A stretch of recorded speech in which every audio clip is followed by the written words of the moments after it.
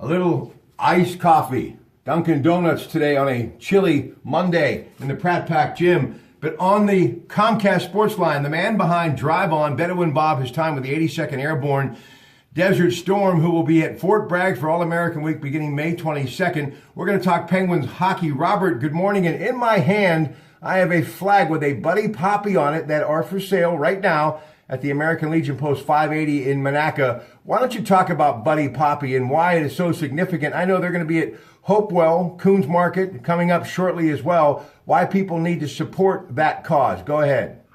Well, the poppy has special significance because it was a flower that grew on the plains of France in the horrors of World War I.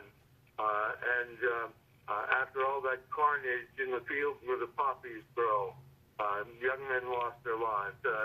So it's a remembrance of the price that's paid and the risk people take when they put on that uniform. So, there's a connection that goes back 100 years right now, which is, the birth of the 82nd Infantry Division at the time. And, to be able to go back to Fort Bragg, be invited back for a reunion of my buddies in the Nasty Boys from Bravo Company, and to kick off the week with a TV interview on Monday morning of All-American Week to talk about the book.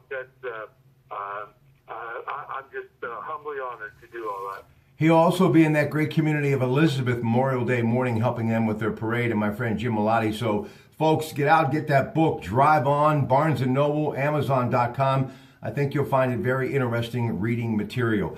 Okay, I was doing a little reading today about the Pens and, of course, the Washington Capitals. One of the things Sidney Crosby talked about was puck possession and why the Pens need to do a better job of that, Bob. Yeah, absolutely. That's the key to the whole game tonight. You did not spend enough time in the Washington zone. The Capitals control the play. You can't let the Capitals control the play against this type of team. The way to counter that is to keep pressing, to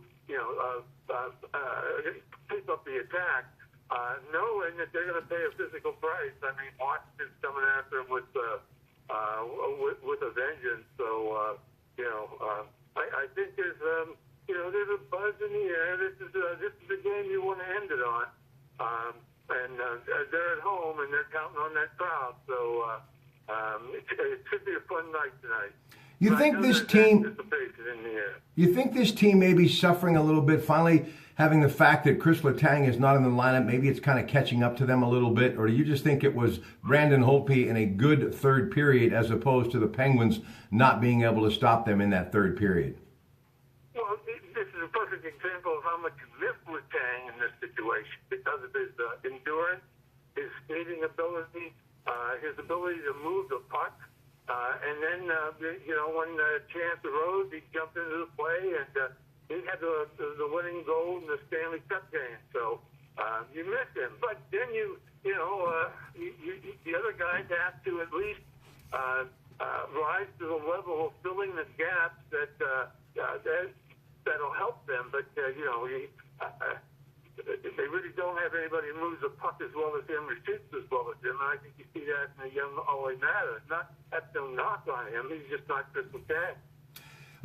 They got a number of free agents, and a lot of them may be on the other side of their career, including Alexander Ovechkin, who's just having a very difficult time getting it going against the Penguins, despite, scoring that crucial goal in the third period. Barry Trotz said all 20 are dressed, and they have to be all in. Is it desperation mode for the Capitals tonight? And can that sometimes work in your favor? Well, it was desperation mode the last game in Washington, and they rallied in the third period. So the last thing you want to do is give a team like Washington life because they're the polar opposite to the Penguins. You're right. The Capitals have Ovechkin, and they have some skilled players, some gifted players, but their game is predicated on just banging the other team and discouraging them from playing the game. It's a prison fight with commercial breaks is what it is.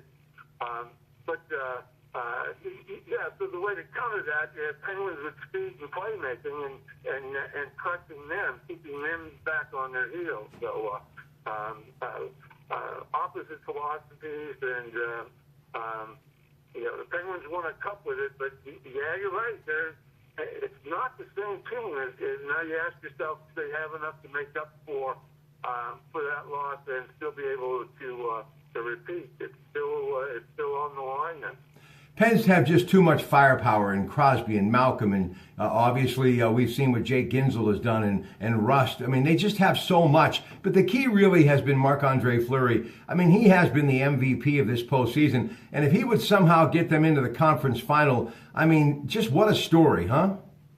Oh yeah, it was the story for me. It was the story of the playoffs. The moment Murray got hurt and Fleury was thrust into the fray, and he could do two things, just go south or rise to the occasion. And now you appreciate the talents of Marc-Andre Fleury. He had a puzzling career, and he's won the Cup, but he was on the bench last year while Murray won the Cup. So the jury was always out with him, but he really is the key to this whole game tonight. And the playoffs, if he plays out of his mind and is able to steal a game, well, there's still room for error for the Capitals. That's how desperate they are. All right, Pens lead 3-2. They can close it out tonight, and you can watch it. It will be at PPG Paints Arena, but on the NBC Sports Network. And now for Bob Dvorak, I'm Rob Pratt. Thank you so much for joining us on this Monday in the Pratt Pack Gym. Good morning.